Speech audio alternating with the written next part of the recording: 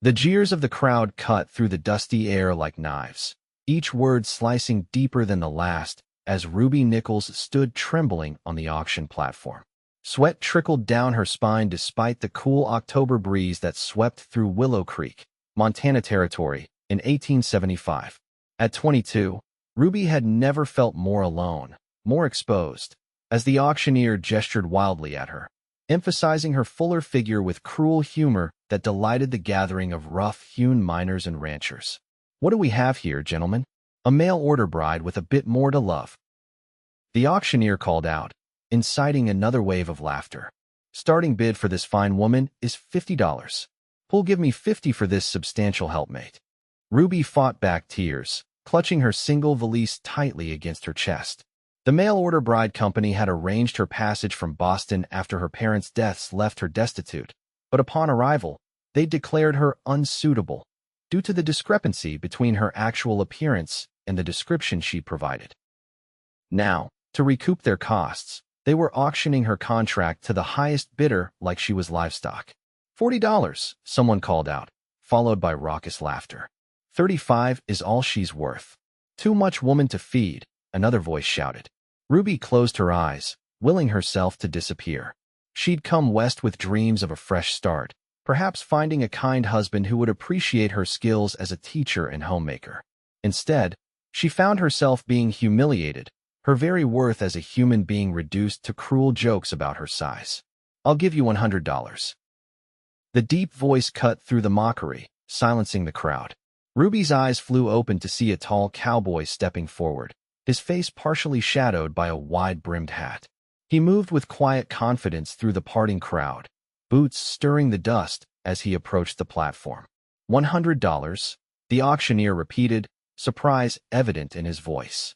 "Well now, that's quite generous for $100, the cowboy repeated firmly, and not another word about her appearance. He reached into his vest pocket and pulled out the money, handing it to the auctioneer before turning to Ruby. He extended his hand up toward her, holding it high so she could reach it easily from the platform. "Madam," he said simply. Ruby hesitated, studying his face. He appeared to be in his late 20s, with striking blue eyes that held no mockery, only quiet determination. His jawline was strong beneath several days' worth of stubble, and though his clothes were worn, they were clean and well kept. "Why?" she whispered, too softly for anyone but him to hear. "Because no one deserves to be treated this way," he answered quietly. "My name is Ethan Kincaid. I have a ranch 5 miles west of town. I need a housekeeper and a teacher for the children at the neighboring farms. Nothing more, nothing less." Ruby's heart pounded against her ribs as she placed her hand in his. His grip was strong and warm as he helped her down from the platform, then immediately released her once she stood on solid ground. With quiet authority, he picked up her valise and gestured toward the street. "My wagon is this way, Mississippi. Nichols." "Ruby Nichols," she supplied, her voice still unsteady. "Miss Nichols."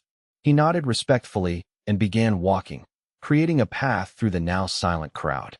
Ruby followed, her cheeks burning with humiliation, aware of every pair of eyes tracking her movements. But with each step away from that horrible platform, she felt a fraction of her dignity returning.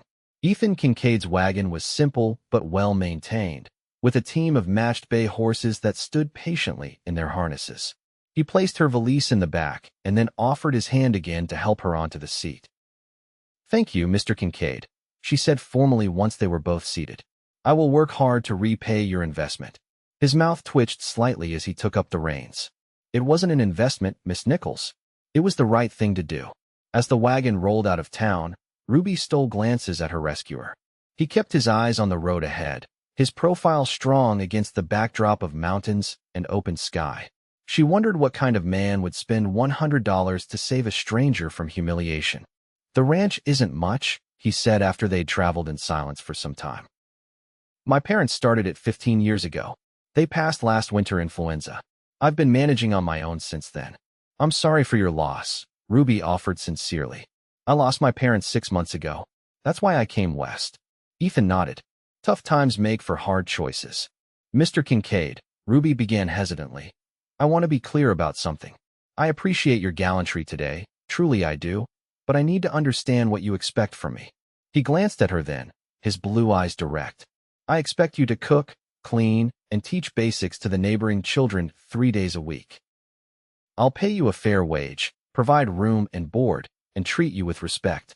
Your contract with that company is torn up as far as I'm concerned. You're free to leave whenever you choose. Relief flooded through her. That sounds more than fair. There's a separate cabin behind the main house.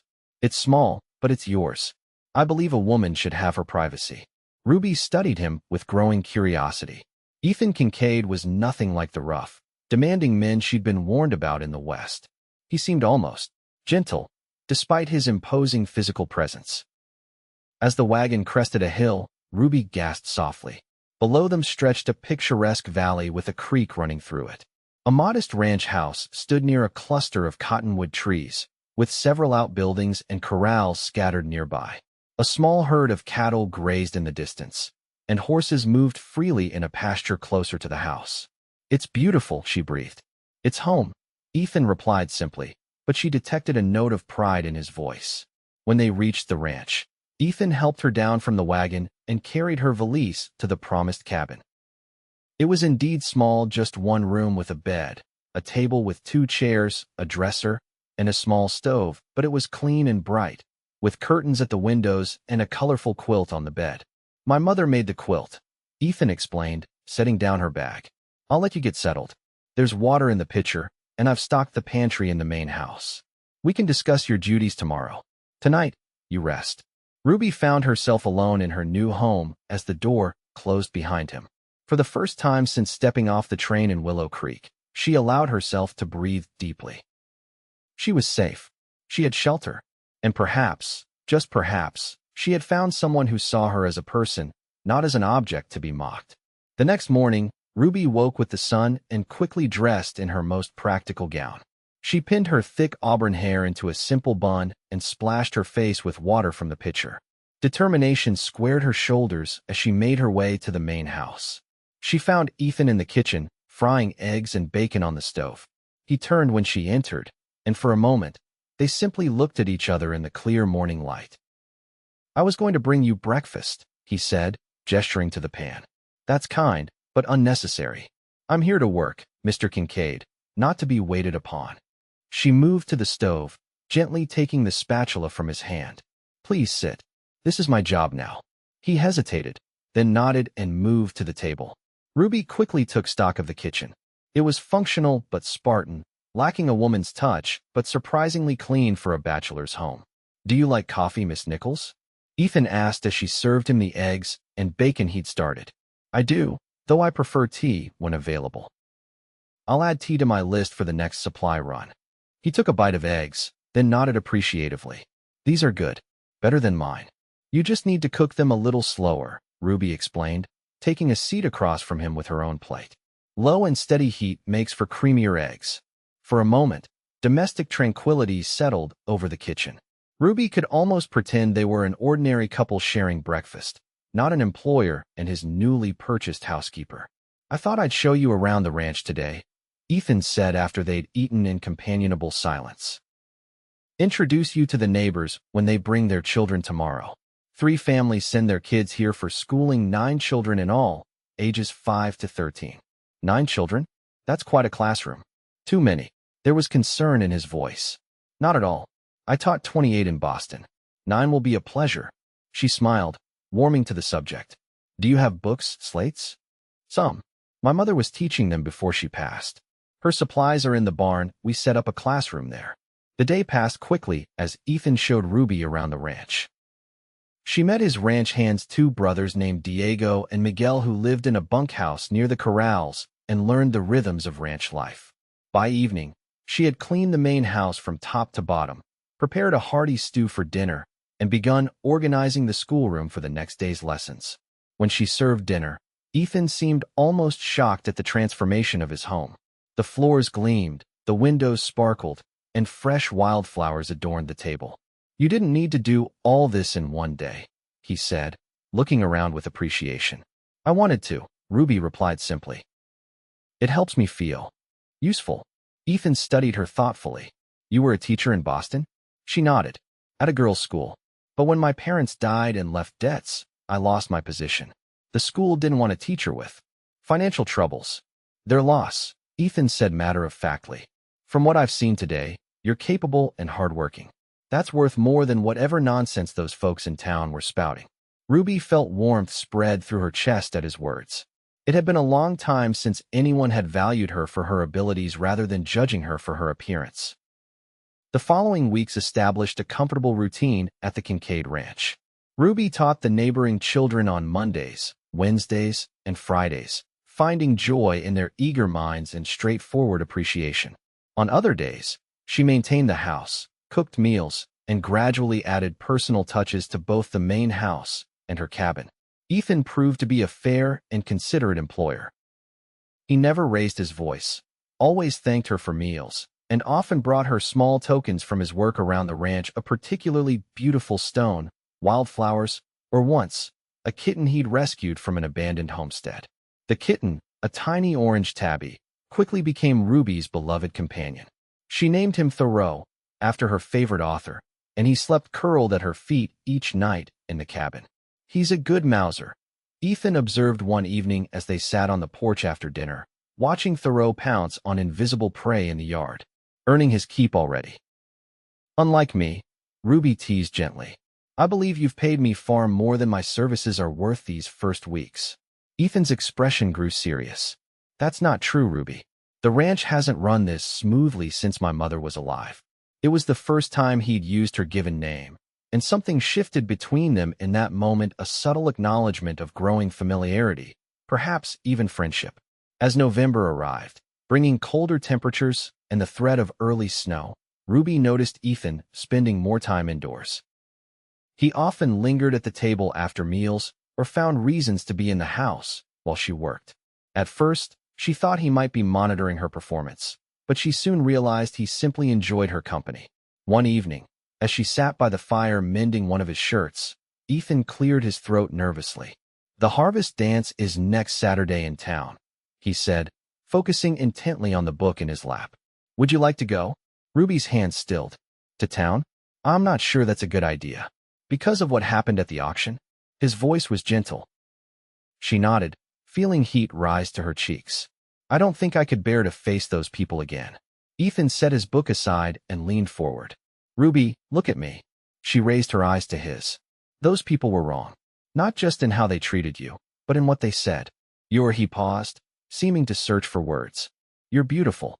The shirt dropped from Ruby's suddenly numb fingers. You don't need to say that. I'm not a man who says things I don't mean. His eyes held her steadily. I'd be proud to walk into that dance with you on my arm. But only if you want to go. Ruby felt tears threatening. No one had ever called her beautiful before. Pretty, perhaps, when she was younger and slimmer. But never beautiful. I'll think about it, she whispered. The night of the dance arrived with a light dusting of early snow that made the world seem magical. Ruby had decided to accept Ethan's invitation, partly to prove to herself that she could face the town again, and partly because she couldn't deny her growing feelings for the quiet, dignified rancher. She'd altered one of her better dresses, a deep green wool that brought out the auburn highlights in her hair and complemented her fair skin. When she emerged from her cabin, Ethan was waiting with the wagon, dressed in his Sunday best with his hair neatly combed. The look on his face when he saw her made Ruby's heart skip. He seemed momentarily unable to speak. Is something wrong? She asked nervously, brushing at her skirt. Nothing's wrong, he finally managed. You look stunning. The drive to town was filled with a new, charged energy between them. Ruby felt simultaneously nervous about facing the townspeople and thrilled at being by Ethan's side. When they arrived at the town hall, decorated with autumn leaves and lit with dozens of lanterns, Ethan helped her down from the wagon with careful hands. Before they entered, he offered her his arm.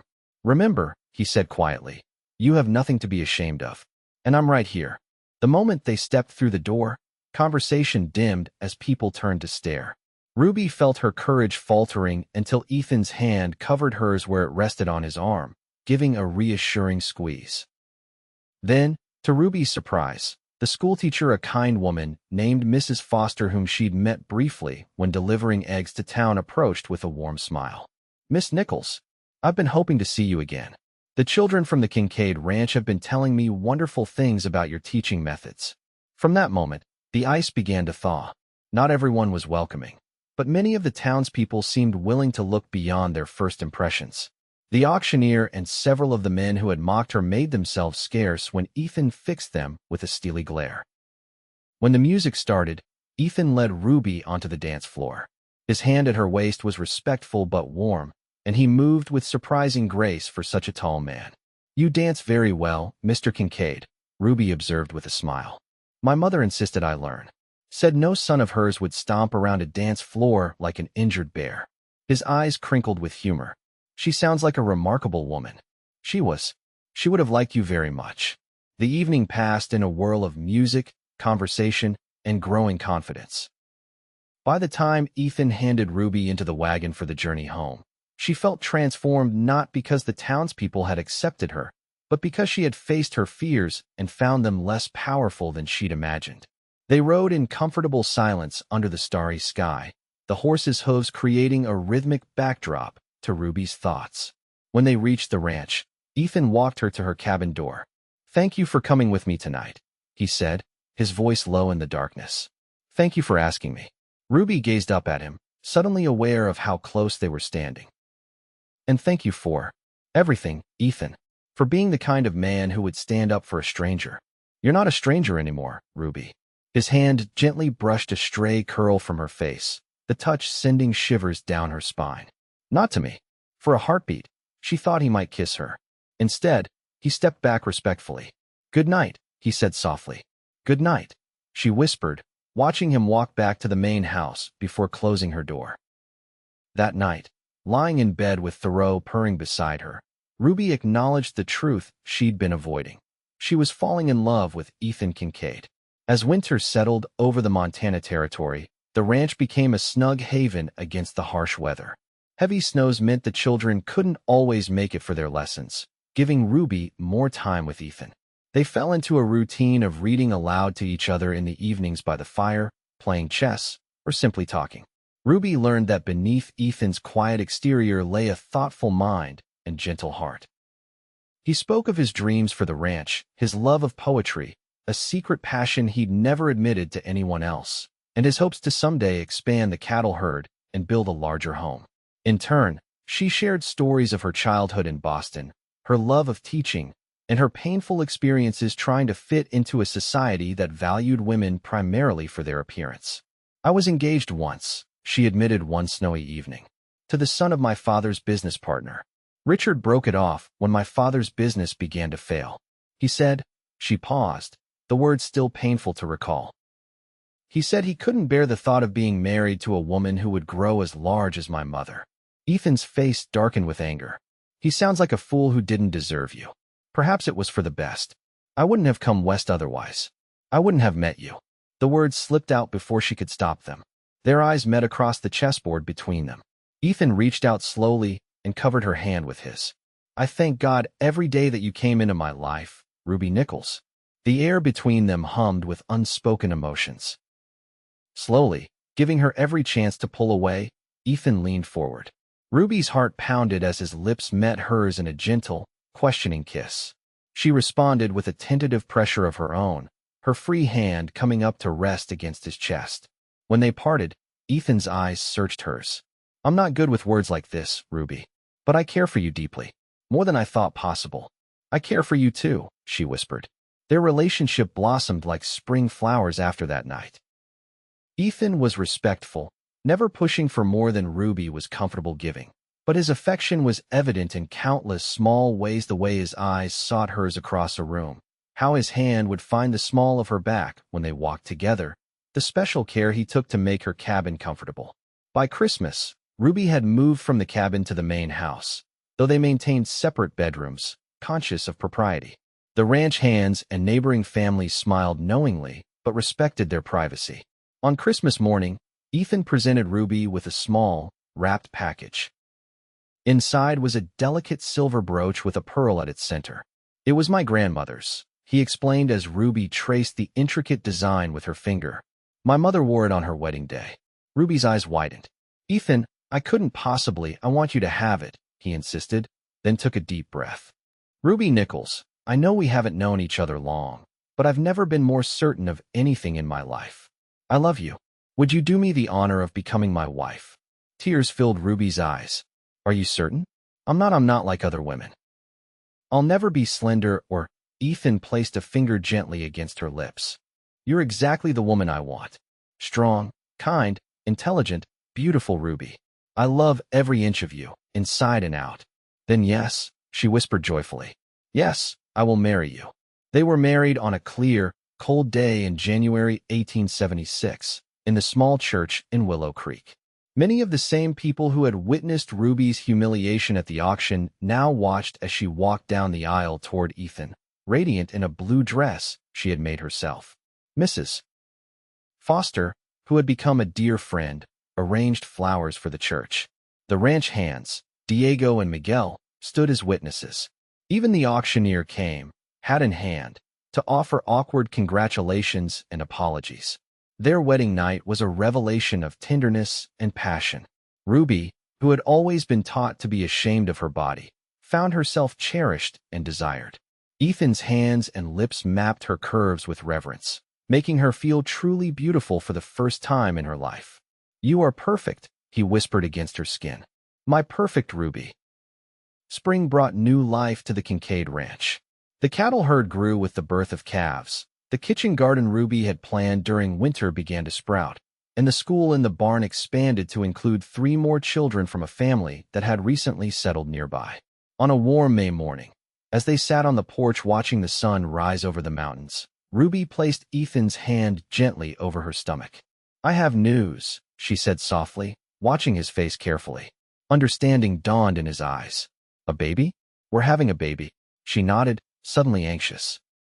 The doctor says everything looks well, but— Ethan gathered her into his arms, pressing joyful kisses to her hair, her forehead, her lips. This is wonderful news. A child of our own. You're not worried? About me, I mean. He pulled back to look into her eyes. Ruby Kincaid, you are the strongest woman I know. You'll be a magnificent mother. Their daughter, Eleanor Rose Kincaid, was born on a snowy December night in 1876. She had Ethan's blue eyes and Ruby's auburn hair, and from her very first cry, she had both her parents wrapped around her tiny fingers. As Ruby nursed their daughter by the fire on Christmas Eve, Ethan knelt beside them, his expression one of wonder and deep contentment. 1 year ago, I asked you to be my wife, he marveled. Now look at us. Ruby smiled down at their daughter, then at her husband. Did you ever imagine this, that day at the auction? When you reached out your hand to a woman being mocked for her size? Ethan shook his head. I just knew I couldn't let them hurt you. I had no idea you would change my life so completely. He gently stroked Eleanor's downy head. That day, I thought I was rescuing you. But the truth is, Ruby, you rescued me. From loneliness. From a half-lived life. We rescued each other, Ruby corrected softly. And now we have Eleanor. And perhaps more children in the future? Ethan suggested with a smile. I would like that very much. As the snow fell softly outside their window, blanketing the ranch in pristine white, Ruby reflected on the journey that had brought her to this moment. From the humiliation of that auction platform to the joy of creating a family with a man who truly saw her, all of her, and loved what he saw. Eleanor drifted to sleep at her breast, tiny fingers curled trustingly against Ruby's skin. Ethan's arm wrapped around them both, strong and protective. I love you, Mrs. Kincaid, he whispered. And I love you, Mr. Kincaid, she replied, leaning against his shoulder. More than words can say. Together they watched the firelight dance across their daughter's peaceful face, secure in the knowledge that they had found in each other not just love, but acceptance, respect, and the promise of a future filled with joy. By 1880, the Kincaid Ranch had prospered beyond their dreams. With Ruby's practical management and Ethan's hard work, they had doubled their cattle herd, built a proper schoolhouse for the growing number of children in the area, and added a new wing to their home. Eleanor, now 3, had been joined by twin brothers, James and William, creating a household filled with laughter and activity. Ruby's teaching duties had been passed to a young woman they'd hired, allowing her to focus on raising their children and managing the household. On the 5th anniversary of the day they met, Ethan surprised Ruby by taking her to the hill overlooking their ranch, the same spot where she had first seen her new home. "Look at what we've built together," he said, his arm around her waist as they gazed down at their thriving ranch. "All because you were brave enough to come west, and I was lucky enough to be in town that day." Ruby leaned into his embrace, still marveling at how perfectly they fit together. "I used to think that auction was the worst day of my life. Now I know it was the best." "How so?" Ethan asked, turning to face her. "Because it led me to you." She reached up to touch his face, now so dear and familiar to her. "To this life we've created." Ethan kissed her then, with the same tenderness he had shown from the beginning, but also with the deep passion of a man still very much in love with his wife. "You know," he said when they finally parted, "I think I fell in love with you that very first day, when you took over my kitchen and showed me how to cook eggs properly." Ruby laughed, the sound carrying across the valley. "And I fell in love with you when you called me beautiful and actually meant it." "I still mean it." His blue eyes were serious now. "You grow more beautiful to me every day, Ruby Kincaid." As they made their way back down the hill toward their home, where their children waited with Diego and Miguel's wives, Ruby reflected that some journeys, no matter how painfully they begin, lead exactly where we are meant to go. The woman who had once been mocked for her size at an auction had found not just acceptance, but celebration of who she was. And it had all begun with a cowboy who reached out his hand and held it high, offering dignity when the world offered only cruelty. That simple act of kindness had bloomed into a love that would sustain them through all the seasons of their lives together in the wild Montana wilderness they now called home.